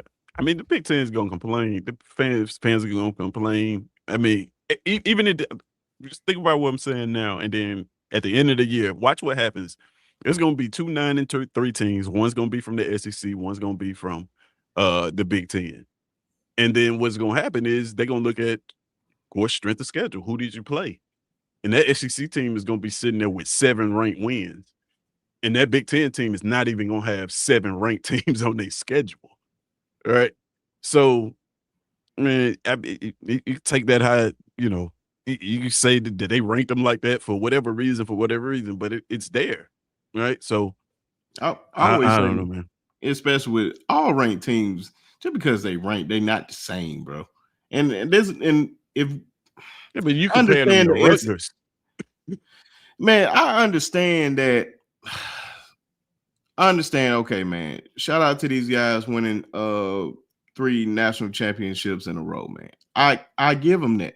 I give them They're that. better at the top right now. They are better at the top. I will give you that. I will give you that. But they're not going in the gauntlet that they have to go through every year. Yeah. Like I'm telling you right now, if you really want to find out somebody's best, you play them in the middle of the season. You play them at the beginning of the season. I respect Ohio State at least playing Texas when they played them. I at least have respect for them when they played them. Shout out to KB, man. It's been a minute, my brother. Shout out to KB. Man, I respect those guys at least trying to play somebody. Yeah, but them in Michigan. Them in Michigan will do it. You going against, you playing Maryland, you playing Rutgers, you playing Northwestern, you playing Nebraska. Like, and that's bro, week to week. bums. Yeah, that ain't nothing, bro. Like, if you really want to prove to me, I like when they get the bowl season, like, bro, take that out of there. I'm at the point now, like, you got to look at these guys when they get the bowl season. A lot of these guys are out. They either going to the league early. See LSU. Look at LSU. How transfer portal. Now you got guys that probably barely even played, and them guys are just out there just playing. Ain't talking about some SEC and Big Ten jump. I'm like, play them in the season when it really matters. When you got a playoff, the Big Ten teams that didn't make the playoff, you got a bowl position to get into the playoff, college football playoff. Let's find out who's really that. I don't believe. Honest to God, in my life, if you send Michigan ass, we already seen what Michigan ass did at Oklahoma. Come on now. I'm not even about, we can do this. Let's just put the top heavy school. You think Indiana? I want Indiana this year. I wish Indiana can go down to Athens. I really wish they can go down to Athens at night. Let's find out how really tough they are. What are they going to look like at LSU at night? What are they going to look like at Oklahoma? What are they going to look like at Bama? Yeah, and they don't have that. At night. Yeah, they don't have that game every week like that. I sent them to Kentucky at night. And yeah. How do they look at Kentucky or Neyland? Man, that's dangerous. That's dangerous, man. And one of the dumbest arguments I always thought, like I never understood this argument was, well, y'all don't play nobody non-conference, and it's like, we playing y'all. So, yeah, like, what do you mean? We don't play nobody non-conference, but we playing the Big Ten. So you're essentially saying that y'all are nobodies. Why the Big Ten beat New Mexico, Central Michigan? Yeah. I mean, these are teams that they beat in the bowl games, and they thumping their chest about how great they were in the bowl games. But what are we doing, folks? If the SEC was not that strong of a conference, why was the Big Ten pushing so hard for us to play another game against ourselves? Because they want us to cancel each other out. They shouldn't have done that either. I'm telling you, until they were going to raise up this into a 16-team playoff, they shouldn't have agreed to it. Yeah, I don't think they should have either, man. Because the powers that be in the Big Ten, they know they'll never get on here and admit it and stay like that. But they know that's why they was pushing for us to play this 9 game schedule. Those are some smart guys, man. They know, you know. They knew what they were doing. We talk bad about each other's schools or whatnot. And I'm about to say it's only the SEC way. I talk bad about Auburn. I don't believe, honest to God, that if you send Michigan into Jordan Hare, that they're coming out with a victory. Last 5 years. Have fun with that. Last 5 years, man. I don't know. It kind of depends on the year. It depends on the team that you're sending down. Even with a defense. Look at a few years ago, as good as, Penn State can't beat none of those big teams, right, in the Big Ten. And then they come down and they play, the 4th best team in the SEC in the bowl game, got the brakes beat off them. Yeah. Ole Miss just beat the brakes off them. It's the gauntlet though. Like, you go LSU, the Swamp, Georgia, then Tennessee. Run through that schedule, and then come back and talk to me. Run through that 4-game slate, and then come back and see how you fare doing that. Man, I'm telling you right now, man. I just don't believe. Black's not saying that. He's like, no, we ain't saying all that. Like, with Notre Dame, bro, like the whole thing, and this is why I can't stand. Like I was talking with Tez about this the other day, man. I can't stand Notre Dame and them bastards, bro. I really cannot stand them, and because that's who got it better than everybody. They're like, man, they played. They said we played Arkansas. On paper, one of the worst defense in that school's history. And they saying, oh, we beat the SEC school. That's like me going up there. Ain't nobody just going up there and saying I beat Rutgers or somebody, like we beat the Big Ten. The Big Ten ain't like that. The Big Ten, nobody gives a F about the Big Ten.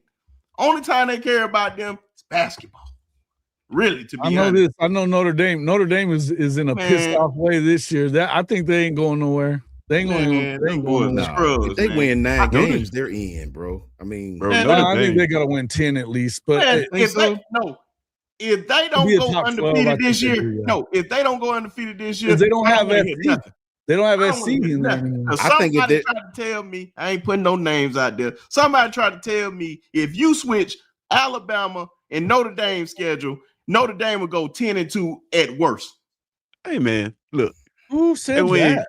We ain't about to do that. It was Nick Frazier. Water Cooler Talk Sports. What are you thinking about? I wasn't gonna put no names out there. No, I'm just saying I don't want it to be, because he'll defend that, you know what I'm saying, on his own. I think Notre Dame's a very good football program right now. I think Marcus Freeman has got it going in the right way. They're recruiting at the top. He ain't using that same excuse that BK did when he was there, that we don't get to shop in the same aisle and stuff like that. That ain't going on right now at Notre Dame. The only thing I love about Notre Dame is Marcus Freeman. That is it. Notre Dame. That's enough. To be honest, that should be enough because they're recruiting on another level right now.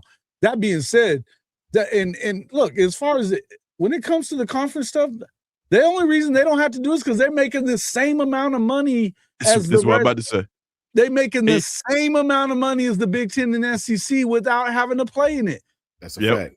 Yep. And that's what I was about to say. Like Notre Dame, when you look at Notre Dame, I don't like it, but at the same time, it's like, man, what football program wouldn't want to be in that seat where you're so popular that you can exist on your own without a conference, bring in the same amount of revenue, and you ain't got to play nobody to get in the national championship, and you still gonna get recruiting, you still gonna get funding and money, people still gonna tune in when you play. That's real. It's like it's almost like they cheated the system before. Of course, this was before the system, the whole NIL thing came down. They had that position, but it's like, man, how they were transcended conferences for a long time. Michigan and Ohio State, Yost and Woody Hayes and them were not having it, and that was anti-Catholic stuff. That's why they were trying to be in the Big Ten for a long time, and now that they don't have to, everybody's pissed off about it. I ain't mad about them doing that. The only thing I get mad about them is acting like this was a conversation that I had with Tez, is that they got pissed off. They didn't want to play their bowl game against BYU, which I believe would have beat their ass. And they just want to just drop out. Tez made the point that everybody else was dropping out, but everybody else didn't have a chance to go to the college football playoff. Vanderbilt had more of a case of going to the college football playoff than Notre Dame did. And at least they went 10-2 in the SEC. Yeah, but we were saying Vandy only played y'all in Texas. I don't care who they played. Notre Dame went 10-2 in the SEC. I want y'all to listen to this. It was already understood though, because through Notre Dame's negotiation that if they didn't make the playoff, that they could sit out their bowl game. That's all that we were saying. That was already predetermined. So it was coming down, like it was gonna happen inevitably. They didn't make the playoff, they wasn't gonna play their bowl game. Wow. I want you to listen to this. They start off with Miami and Texas A&M, right? Mm-hmm. At that time, number 10 Miami and number 7 Texas A&M. Two really good, tough games that anybody could have lost. They lost both of them. Right. Right. And what were they ranked after that? Can you see that? Because they were still ranked after being 0 They were 2. ranked. They stayed at 11 the next week. Yeah, they didn't drop very far down. And that's the problem. The week after they lost to Texas A&M, number 7 at home, 41-40. I'm not mad at stayed the first at week. 11. Now check this out. The After first that, 2 weeks. Now the you second played. week. After that, you played Purdue, who was terrible. You played Arkansas, who was terrible. You played Boise State, who wasn't very good. You played NC State, who was okay. You played USC, who was okay. You played Boston College, who was terrible. You played Navy, who was terrible. You played Pittsburgh, who was terrible. You played Syracuse, who was terrible. You played Stanford, who was terrible. Tell Nick I disagree. And I'm gonna leave it at that. So that was my point. Is like, who did they play I after knew that first 2 games? I knew that was coming at the end of that. And I'm gonna leave it at that, brother. After those first, first 2 games, bro. Oh yeah. After those first 2 games, though, it was like, who did they beat to deserve to be top 10? Their next best win was probably Pitt, and that's not enough. That's not enough. Right. Nobody else in the country could do that. They didn't even drop, bro. They lost their at next best home win was definitely USC. It was USC. Never mind. I'm sorry. It was USC. I mean, that's not. If Bama loses at home, we definitely gonna drop. Don't matter who it is. We played Texas, a highly ranked Texas team, got beat at home. We dropped. Yeah, like they didn't even drop Notre Dame, bro. You know. So let me ask you guys this. I ain't got a chance to ask you guys about this because I don't. It's not really I don't care about changing the playoffs so much. I don't love the selection process. I think it sucks overall. But I'd like to see. Would you like to see it go away from so much of a committee? Maybe the committee does seeding or something like that. But instead, would you? What would be your thoughts about not having an SEC championship game and instead having 3 versus 6 and 4 versus 5 instead? I would easily want to go first on this. Just to say this: get rid of all the conference games. My fault. My child just walked in here. But get rid of all the conference games. Get rid of all of them. Because what's the point? And if you see this like the playoff like that, if you're gonna promote the playoff like that, yeah. Because you're right, Brinsky. What's the point? I mean, I love the SEC championship game, and I don't think they'll ever get rid of it because it's just so much money. Would you want after that Auburn game? Do you want to play in that SEC championship game? Why? Hell no. I think it's better than not. I'm so glad you asked this because I've been thinking about this, and I actually have a system that I think will work. And y'all tell me if you think it'll work. So I just think that they should take it back to 6. Take the playoff back to 6 teams, right? Walk with me here. 6 teams. Put the Power 4 teams in there, and then you get your 2 FCS teams or Notre Dame, however you want to do Notre Dame.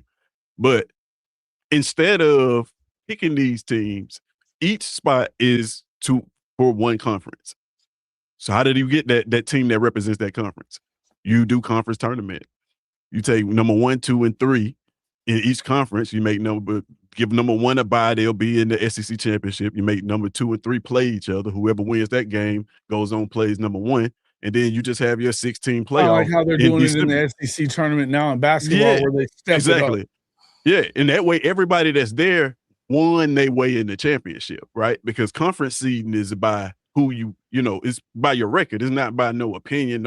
You don't even need a committee with this. No, I feel you. You know what I'm saying? You wouldn't even need nobody to give you no seeding or nothing. The rankings wouldn't even matter, right? How did you fare in your conference? You got 1, 2, and 3, right? You take number 1, put them a bye. They're gonna be in the conference championship. Number 2 and 3 play each other. If you winner that game, play them.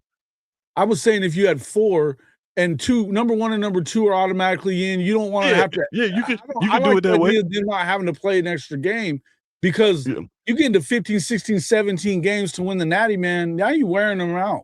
Yeah, it's too much. It's too much football.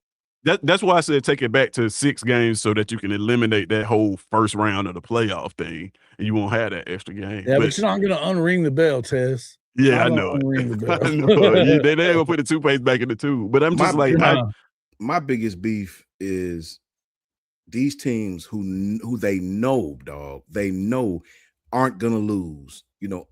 Sure, anybody can beat anybody on any given Saturday if you don't come to play. But when you look at Ohio State's schedule, the games they're in danger and they're not in danger. So they're gonna forever be ranked in the top 5 all season. They're not going to drop, right? Notre Dame. I mean, these teams, they don't have no threats, bro. Not for real. So they'll keep them up there all the preseason, right? I mean, not preseason, but all throughout the season. So when the playoffs come, they get look. I mean, hell, look at the Big Ten. They all had byes or home games, either one or the other, right? So last year, Tennessee had to go up there. I mean, we gonna end up losing some games here or there. It's just what it is in our conference. When you look at those guys, some of those teams are not gonna lose. Ohio State may not lose, man. So they're gonna be up there, you know. When you look at their schedule, I like to count in threes. Give me 3 games that you see on this team schedule where they're in trouble. Some of them you can't even come up with 3, man. You know, right? So they're going to forever if be you're up doing there. it. Let's say you go to 16 teams because they're not going to put the toothpaste back in the tube. That ain't happening. Just stop. They're more likely to go to 24 than go back to 6. I promise. You know what they should have did? They should have just left it. They should have just left it at 4. We wouldn't even be having half of these. Here we go with that. None of that is going to happen. The bottom line at the end of the day is, you're right. If you go to 16 and you've got the Big Ten and the SEC and they get their guaranteed 4, and then if you're smart at all in the ACC and the Big 12, and I don't know that they are because they bitch about this all the time, but then that way we're going to put 4 teams in from the SEC, we're going to put 4 teams in from the Big Ten. That's it. And you may be able to get an at-large bid as well, but, we'll see. We're going to have that at the end. At the end of the day, what you have to do is, but no matter what, if you take away that conference championship game and you have number 3 playing against number 6 and number 4 playing against number 5, now you've got 6 teams that are competing for it, and it's played on the field. Yeah. It's played out on the field. You don't have to listen to no committee that I don't want to hear Yurachek talk ever again. I don't ever want to hear Yurachek. That's what I was trying to get at, man. Like a way that you could do it where the rankings won't matter. Like you have to go through this type of championships. You got to win your way into the playoffs. They could do the same thing in the Big 12 and the ACC too, Tess, because they could say, okay, you guys are getting 2. Number 1, the number 1 team from the regular season, they're conference champs. That's it. Number 2 plays number 3 for the other spot. Right. So now you send in those teams. There's no convoluted way of going about it. You don't have to do mental gymnastics to find a way to get the team you really want in there, like Miami. And you know what I mean? Like it's just not going to be like that. Eventually, that's the way it's going to have to go. But because I just don't want to see. I don't want to hear Hunter Yurachek talking no more. I don't want to hear it. The problem is like, the NCAA has no teeth. All of these conferences operate independently, and getting them to agree to a system like that's that. The problem, bro. You see what's happening already. Like they already don't want to do. Everybody don't want to buy into what they have already. So like it's gonna be tough. Can y'all imagine if the NFL had an NFC West conference commissioner, an NFC East commissioner, an AFC commissioner? They would never get shit done. You gotta have, and that's why they don't want it. They don't want the NFL. They keep acting like they want it to be like the NFL. They don't. Yeah, they don't want it like that because that means that the SEC got to give up its power. Yeah, man. But I tell you this: if the SEC does decide, like when Sankey said that last week, I've been one of the people who's like, nah, they would never do that. They would never do that. But I got to thinking about it, sitting there listening to him talking to Feinbaum, and I was like, don't get it twisted. If they made that decision, they're going to go to Carolina, Virginia, Texas Tech, Florida State, Miami, and be like, come on. Georgia Tech. Texas Tech is a bigger asset than I thought. I didn't realize they had money like that. I didn't. Big money. Big money. They're willing to pay it up too right now, and and that money's making money, so it's not like that one guy has to be the dude that keeps it going. Yeah. Hey, so you said something. You said the very important part. They're willing to pay it. So all these schools they educate people and they go off to do great things, but do they care about football? Like, not all of them do. Not all of them do enough to donate millions of dollars to it. That's right. Yeah, but at the end of the day, if they were to do that, then it becomes a race between the Big Ten and the SEC. Who can get the best teams we're going to get to 70 teams or whatever it is. Who can get the best ones in their league? And now we have an AFC, NFC type of deal. Let me tell you what my partner Brad told me. You know, he's like us. He's a football buff, and he travels a lot, man. He do a lot of stuff with Division I schools. Brad, I was complaining that I didn't want the Big Ten to have Notre Dame. He says, but Shawn, remember this. Yes, the Big Ten would be stupid powerful with Notre Dame. He said, but remember this. The Big Ten has more states that don't care about, I ain't gonna say they don't care, but they have more states in their conference that are powerful in other sports than football. Like they don't like hockey is really, really big in Iowa, right? Like, I mean, they selling out basketball arenas. Or the whole Northeast, bro. The whole Northeast. Yes, they have more revenue sports than we do in SEC. That's why they make more money. But they don't have as many states that's just football crazy. Look at Texas, Bama, Georgia, Florida, South Carolina, Tennessee, Louisiana. I mean, Mississippi. They just don't have that many. Ohio, yes. Michigan, yes. Pennsylvania, yes. Rutgers, New Jersey, You know, no. I lived 10 minutes from Rutgers when I was in the military. Nobody went and watched them play. Nobody. That's a fact, man. That's a fact. So you got to remember that. Yes, you would go watch them play when they played somebody good because you get a ticket for $3. Yeah, Cali, when they're good, yes. When they're bad, the Coliseum is not sold out, brother. It's not the biggest thing in the city either. I used to live out there. Yeah, that it's a lot of things to do in California when USC Think about this. Think about this, Coach Shawn. There was a good 20+ year that they didn't even have an NFL team in LA. Facts. Yeah. And they was just fine with it. Yeah, I was about to say they didn't care. They didn't give a shit. It's facts, you know. I mean, so the South, and they know that, man. There's some smart people in these universities. They know the crux of college football is in the southern. I've always said, I don't know why Oklahoma, Texas, Florida State. Why ain't these guys in the SEC? They're SEC schools. You know what I'm saying? Georgia Tech used to be in the SEC. Yeah, they did. When you look at their demographic, when you look at their fans, when you look at their success, when you look at Arkansas used to be in the Southwest Conference. They had the Southeast and Southwest Conference. Those were great conferences.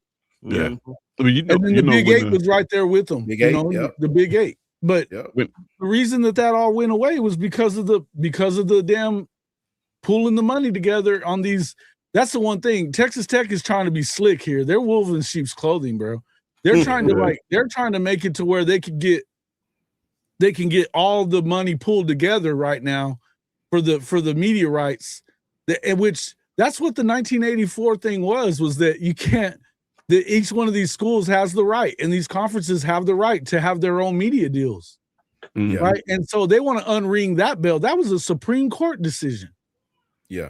We just talking about doing whatever, and President Trump in here talking about what we're going to do, and I still haven't seen one yet, but executive order, we're going to dial it all the way back to no NIL, knowing that that's going to get sued into oblivion. But that's what they want. They want to make sure that they can get. They want that protection against lawsuits, antitrust protection. But they don't want to They don't want to do the simple thing of have a CBA. Hey, listen, I've been one of them dudes that's been against Tennessee and the way that they've done things for a lot. Danny White said something smart last week. He goes, "Yeah, it's all hard. But until we find a way to do CBA, we're going to continue having these damn problems." Yeah. I heard that's why Mike Gundy, they let him go. What Texas Tech is doing, they say they was trying to get Oklahoma State to dot all their I's and cross their T. And Gundy was like, no, he likes in a old school. Well, think about this. They went from the conference championship game the last year that Texas and Oklahoma were in the Big 12. They got in a tiebreaker because they cheated Oklahoma. Yeah. But they got in it. And from there, they haven't won a conference game since. That's crazy. That's crazy, bro. They haven't won a conference game since. That's wild. I thought they was on their way up, bro. They lost to Tulsa this year. Tulsa. That is true. I can remember when they were competitive. I can remember when them dudes was a few years back, man. Their offense was crazy, you know. Yeah. So like a lot of teams ran from the SEC because they didn't want to play that SEC championship, that extra game. I know that's why Florida State, that's why they didn't join when they had the opportunity back in Florida 92. State had it made. Coach Bowden be like, man, why the hell would I leave the ACC when I go to the Orange Bowl every year? It's like, wait a minute, we gonna go over here. Y'all want us to play extra, year, bro? What you mean? You want us to play extra football? Like, no, we're not about to be a part of that. I respect the man that's honest, and these are actual words that he did say. He did. He was like, why would I do it? And I mean, said the same thing. The same thing that going on at Notre Dame. I would be. I'm not mad at them the way they got. I would never be mad at them about that. But no. Yeah. Sometimes you can stumble into the right decision, and that's what Notre Dame did. Let me ask y'all a question. That's a very important thing, Ted, because I think it's a given, but I just never know. Do you guys believe if they're pressed by whoever and they have to, do you believe the conference that Notre Dame would join is the Big Ten or the ACC? Because they ain't coming to the SEC, bro. Hell the no, academics, the regional, like I don't think that doesn't even make logical sense. It don't even make logical sense. Big Ten is more likely. They do it for they're in the basketball. In the footprint of the Big Ten. They feel like a Big Ten school, but I'm gonna tell you that, and me and Coach don't do the show together anymore, but I can tell you from a Notre Dame fan perspective, they say the Big Ten right here. Wow. They don't give a shit about the Big Ten because of all the, past stuff. Years and years and decades of that shit, of just anti-Catholic, anti-Notre Dame sentiment that caused them to have to stay. Like they really wanted to be a part of the Big Ten. I think they're already part of the ACC in one regard anyway, right? So I think that's the easiest one. Yeah. But I would tell you that I think they go SEC before they go Big Ten. You think so? I do. Highly doubt it. I personally would love to have one. I ain't gonna lie. I'm just telling you why I'm thinking that, but it's and I get it. It makes more sense for them to be a Big Ten program, no doubt about it. I got you. Yeah, it makes like I would love to have them. I ain't gonna lie. I'm looking at the ACC. Why wouldn't you? Everybody would. If I'm the ACC, I am. If I'm the ACC, I am throwing everything that I can at Notre Dame can be the program. You already have Clemson. You got Florida State. Notre Dame around Tez in 5, 6, 7, 8 years. Yeah, I don't know. You're right. That's the way it's going. I have no idea. I think that's all part of. I really do, man. The more I think about it, I think that it's about to come to what Sankey was talking about with Feinbaum, man. Yeah, it is. It's got to. Well, if it keeps going at the current paces, that's where it's headed. Like, unless something happens to derail it. They're going to grab the teams that they want. They're going to do that for a year. And then they'll come up with something because you notice that the Big Ten and SEC have niced up the last few weeks. I see that. Yeah. There's not as much of that shit going back and forth that it was. Look, I don't love the way it is because my biggest problem in all this, and we've talked about this a bunch, guys, before, I don't want to see the rivalries continue to go by the wayside. Yep. Yeah. Mm-hmm. I'm sick of that. I don't give a shit whose fault it was between SC and Notre Dame. I want to see SC and Notre Dame play every year. Yeah, that's I think 100-year rivalry. We start taking that away because look, Coach Saban spoke about this, bro. Coach, look, from week 2, I ain't gonna say week 1, week 2, y'all gonna start seeing commercials about that damn trophy turn in college football playoff. They don't give a damn. All they care about this playoff. So the more they value this playoff, you're gonna devalue the rivalries. You're gonna make kids sit out. You're gonna make them think, well, we didn't make the playoff. What the hell? You heard what Matt Rule said. You heard what Matt Rule said about the Tennessee thing was one thing. But then it's blasphemy for you to say, why the hell would I play Oklahoma? And you're at fucking Nebraska. Yeah, that's crazy. That's my child. When I was a child, man, that was the game. That was the game, right? It was bigger than Texas, Oklahoma back then. Yeah. See, if that leave, then I think college football going the wrong direction, bro. The wrong direction, man. That's what kept the fans. That's what makes the sport, though. The lifelong fans. Yeah, that's not good at all, bro. If you start putting this playoff above stuff like that and making all these weird adjustments, and take away from the rivalries, yeah, you making a big mistake, bro. Big Well, mistake. and I would argue that the reason that Oklahoma State fell that hard is because of you don't have to find a way to get up and find a way to compete with Oklahoma anymore. They're not in your conference anymore. That lopsided record be damned. They were able to recruit dudes that wanted to beat Oklahoma because Oklahoma wasn't recruiting them or not hard enough, you know? And now it's just, I'm telling you, man, I think it's going to be hard for Oklahoma State to get back to that. Yeah, if they didn't win a conference game, I didn't realize that. That's Eric not Morris. I like Eric Morris as a coach, but let's not get it twisted, man. He brought North Texas into the Big 12. Big fucking deal. I'm sorry. Yeah. I like Nestamaker. I think he's all right. That running back looked pretty good in the American Conference. Yeah. And they didn't win that either. I did not realize those guys didn't win a conference game. That's terrible. Like I didn't realize that. In 2 years, big dog. In 2 years. Yeah. Oklahoma State now. Oklahoma State. And they were just sure that they were going to run the conference when Texas and OU left. I don't think people realize how important the Pac-12 was to the whole grand scheme of this thing. Yeah, I agree with that too. It's just a very, very important comment. You can't tell me that they aren't feeling that stuff, Tez. You cannot tell me that. You know how bad because that was the best in California to, you know what I'm saying? That was the best year of the Pac-12 in like 10 years. The last year, yeah, like they were strong. They could have killed the Big 12 by just grabbing up a couple of Big 12 teams. They could have killed the Big 12 if they go get Oklahoma State and Tech and TCU. They didn't do it because that truck stop conference and the religious schools. They don't like religion out there. Yeah, Cali. It was beneath them. Go out there. It was beneath them.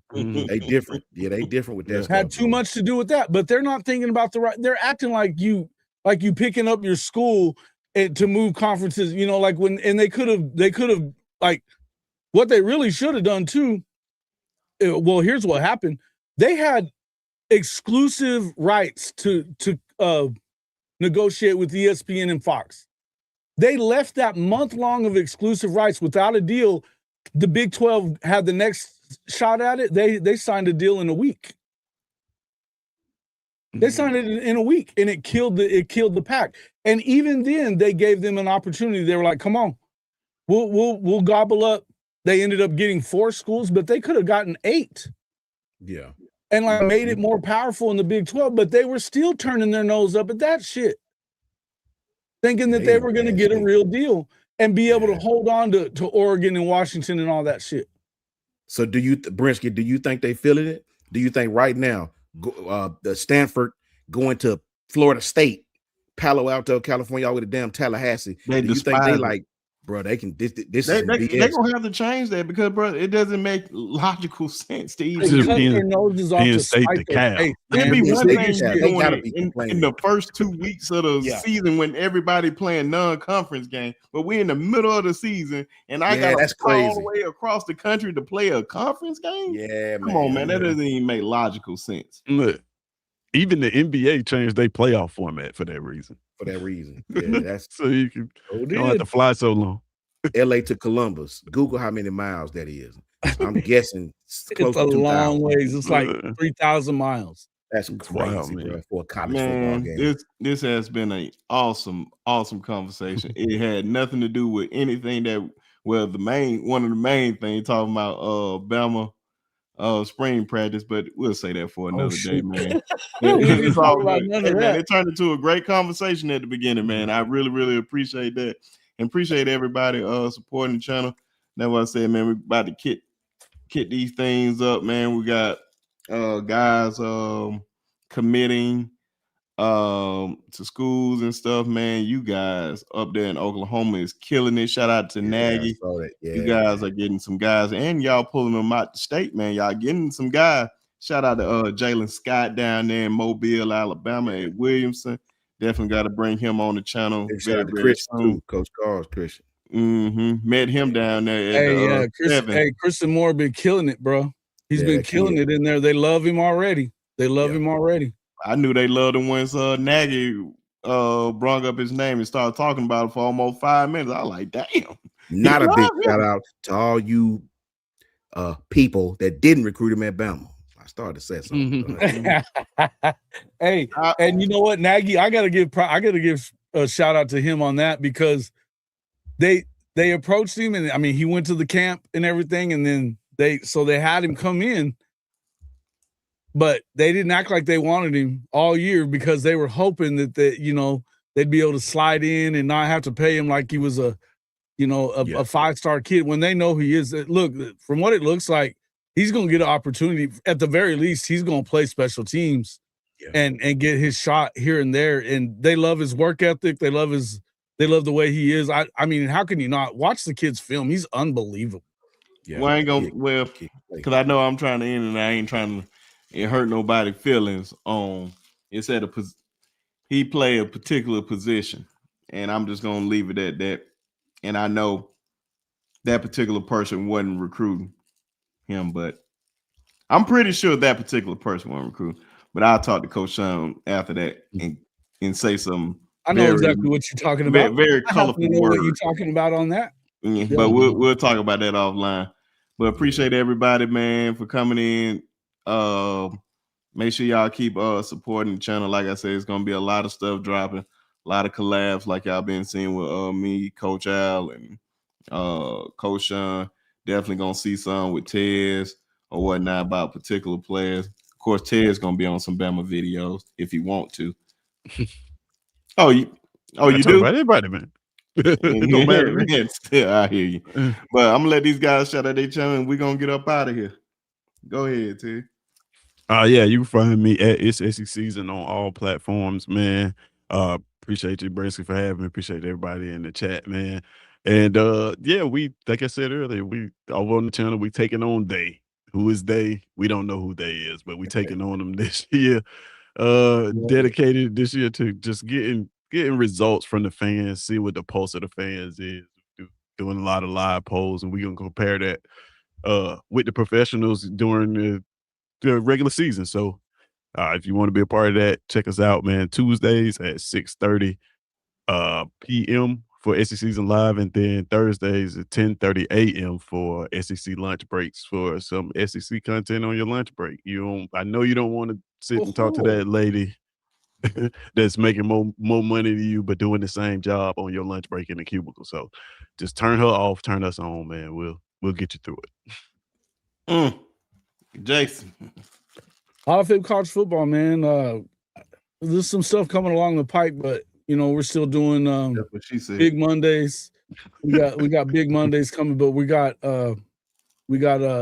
doing on Wednesdays and Fridays, we've been doing the SEC Drive.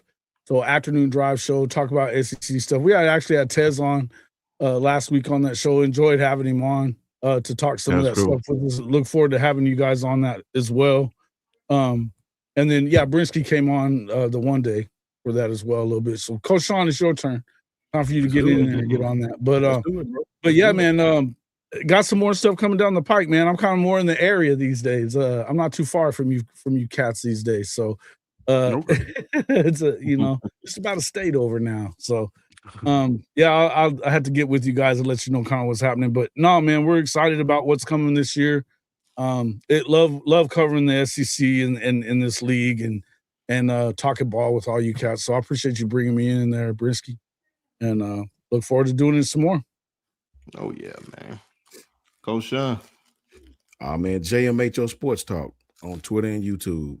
My daughter's basketball season is over as of last week, so we got to start picking the content back up, man. A lot of free time in my hands. We're about to start dropping some stuff. I actually, got a lot of ideas, man, and so stay tuned. JMHO Sports Talk on Twitter and YouTube. And of course, everybody, man, y'all see they handles and everything. If not, you will see it in the description. Make sure you go over there and subscribe to these brothers' channel. And make sure before you leave this video, hit that like and subscribe button. Also, if you're on Twitter, make sure you come on over here to YouTube. Should be a link right there. Just come on over and just subscribe to the channel, man. We on the road to 2,000. I'm We're gonna almost to definitely get 5. I'm still almost to 5, man. Help a bro out. almost 5 over there. Is where you at? Almost at 2. 200. Yeah, he'll get there before the end of the week. We climbing the mountain. And that's why I said, man, it's all about helping. No hating over here. And shoot, man, it's just talking ball, man. So everybody support one another and make sure. Oh yeah, major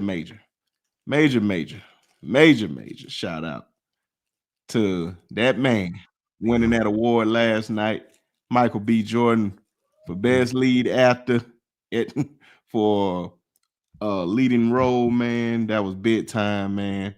Extremely excited about that. Center should have got film of the year. Well, best picture of the year, but that's a story for another day. I gotta go see this movie that won it, which everybody I have yet to hear anybody say like it was cool, but it wasn't best picture. But definitely shout out to them, shout out to Ryan Coogler and all them, and catch y'all on the next one. Y'all already know. Go ahead. My fault. If y'all like war movies and that's mixed with futuristic, and go to Netflix, check out War Machine. It's absolutely awesome. That thing was nice. Yeah, it go hard, didn't it? Yeah, that junk was wild, bro. It's wild. Yeah. That junk is pure action. Because I be picturing something like that really happening. You know, I'm gonna have to check that out. Check it out, man. Oh no, I almost gave something away. Yeah, Ted. Go. It's one of the best movies. I'm gonna tell you something right after you watch it, and I'm gonna be like, I almost really spoiled it. So yeah, man, catch y'all on the next one. Look, Dino said War Machine. Yeah, Dino, it's hard. It's tough. It's crazy ass movie, bro. You gotta check it out. Yeah, it's hard. Catch y'all on the next one. Peace.